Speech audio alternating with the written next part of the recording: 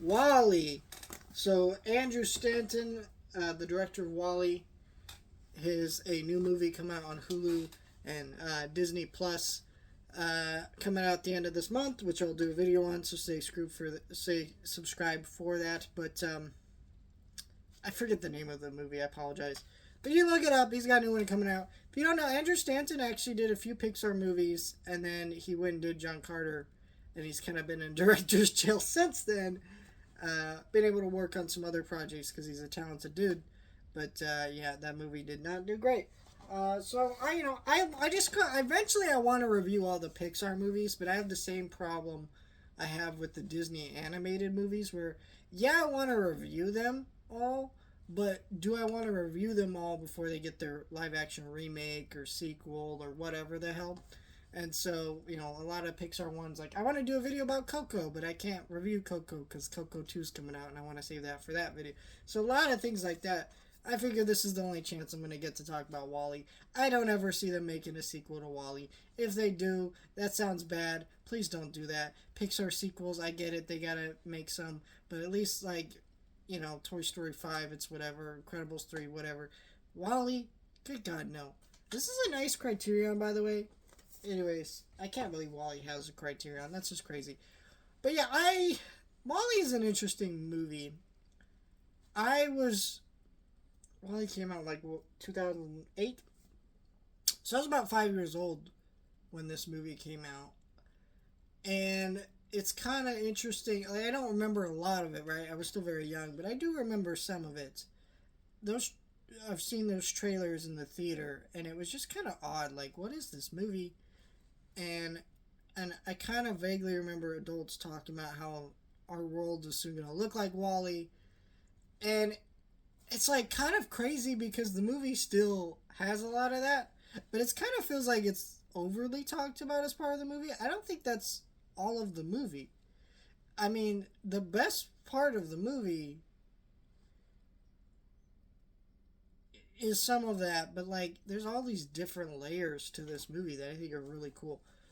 Let's start with the like obvious things that people talk about. WALL-E's such a lovable character. He really just is. They give so much soul and humanity to a robot, and actually all the robots. I remember there's one scene where this robot doesn't even like have a face to it; just has a blinking like red dot, and you could tell, even though it doesn't really look like it, but it kind of vaguely enough does, that it was looking at WALL-E and just kind of rolling its eyes and be like, oh well. Just something about the way they design that is crazy. Like, all the robots in this movie are so well designed, they have so much personality to them. It's kind of crazy, actually. Um, the animation is gorgeous. Like, even the trash planet somehow, like, looks beautiful in, like, an ugly sort of way, of course.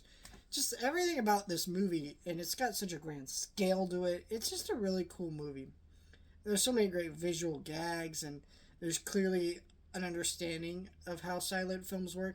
You ever watch certain movies? I can't really think of any off the top of my head, but I feel like there's lots of movies out there that and shows that try to like imitate silent film, but it's very clear like they don't ever have an understanding of how silent film works.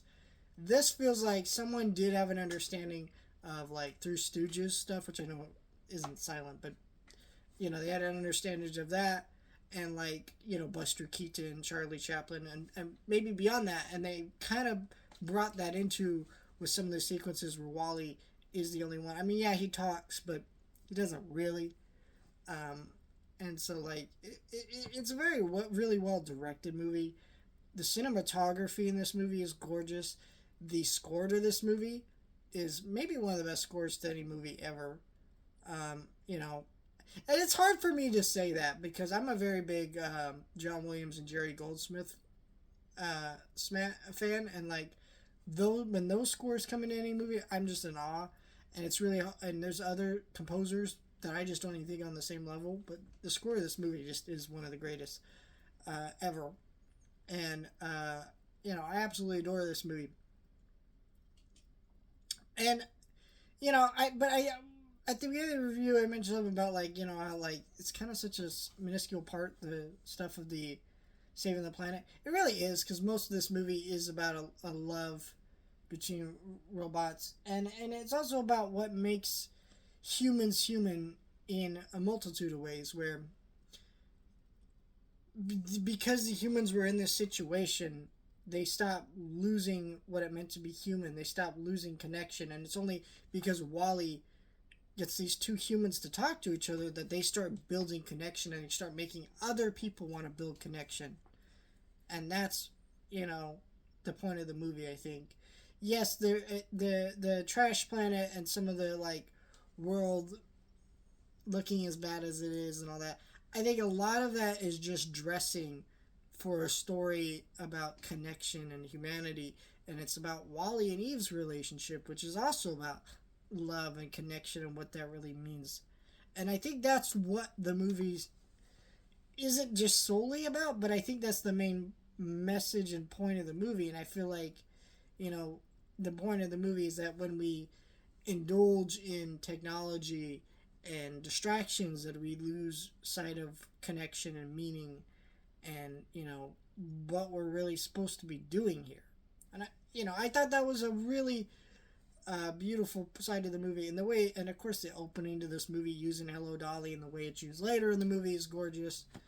Some of the effects in this movie, animation wise, are just crazy, like how they depict like Wally just holding that simple flame and the way it reflects on their eyes it's just crazy stuff. I could gush about this movie for hours, and I clearly want to, but I can't. But yeah, this is an amazing movie. It's one of my favorite movies ever. If you haven't seen Wally, you gotta watch it. And it's a movie too that I never really cared for as a kid. It's one of the Pixar ones I kind of go back to the least, but I would kind of like watch the first little bit with Wally, and then once they got into space, I'm like, oh, and then I just kind of zone out. But now, all of it just functions as one piece. I will say though, this movie is a very awkward movie, a little bit, as a criticism. I will say, really, my only criticism is it's a very awkward transition out of space, where, or off from Earth into space. It does take a turn that feels a little jagged, but I feel like the more you see this movie, that becomes less of an issue, and it's a very rewatchable movie because it's a fun movie. Maybe not for kids. Like, I do think this is one that, yeah, I think there definitely are kids that have more attention spans for this one, but I was definitely not one of them.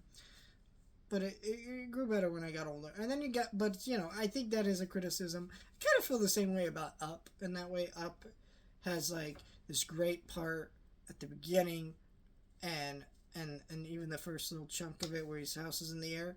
But then once it gets to like the dog just talking, it's like, whoa, we're in a totally different part of the movie now, and it just feels weird. Not bad per se, but it is something to really think about. So I don't know. I love Wally. I think it's a great movie. What more do I need to say?